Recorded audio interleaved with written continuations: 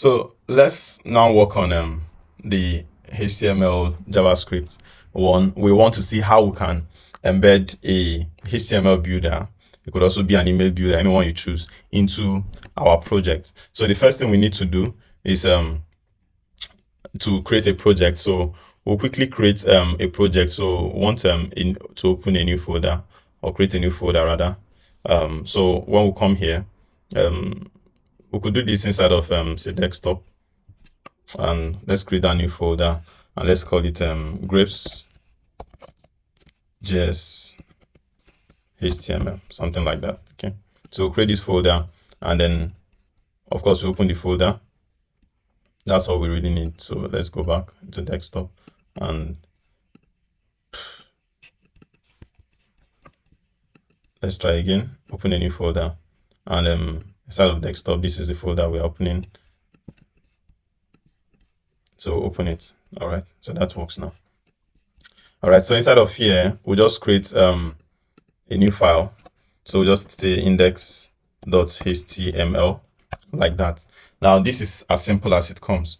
We'll just copy what we have from here in the example, and I'll just remove a few things that we do not need. Okay, so here in the HTML one, we'll just copy what we have on this HTML page. Now these are all the files here.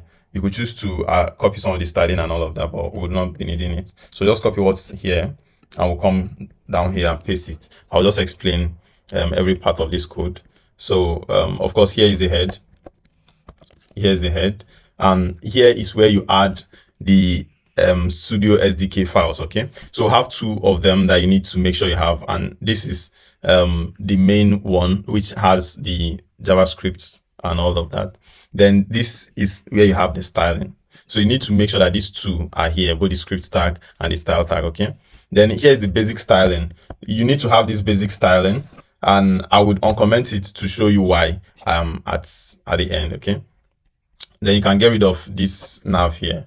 Just get rid of the nav and focus on the main main content. Or we could just say this is the studio, our own studio. Okay, Grapes JS Studio. Okay,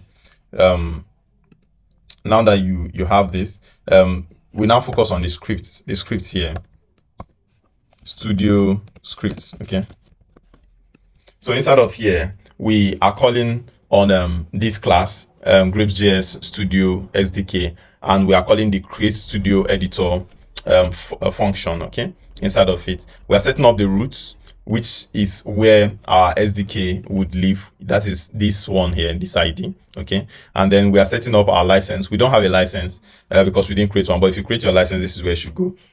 And you're setting up a few defaults for your project, which are these ones that you have here. Basically, you're just saying that there should be a page named home, and then these are a few things you want in the components, which is basically having a hello studio and then adding the style. So let's save that, and then let's open this in a live server.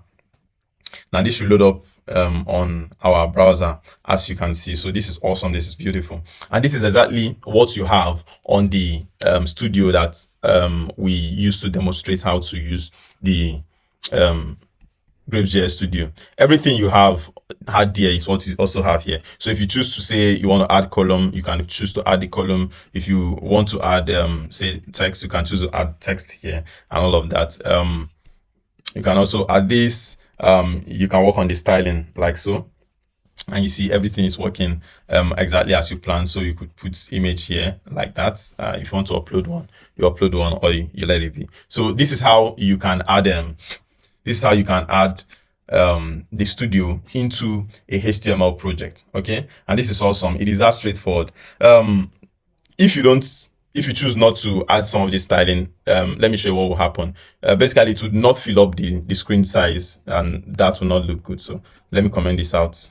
Let me comment that properly and save this and come back here. Notice that it's not taking up the full screen size, which does not look so cool. So let's come back here and uncomment this, save it, and it returns back to the full screen mode, which is what we really want. Okay, I've already shown you how to use all of this. So what I'm just showing you at this moment is how you can add this into your project and serve it to your user if your project is supposed to have a HTML builder for your users. Okay, so that's it for HTML.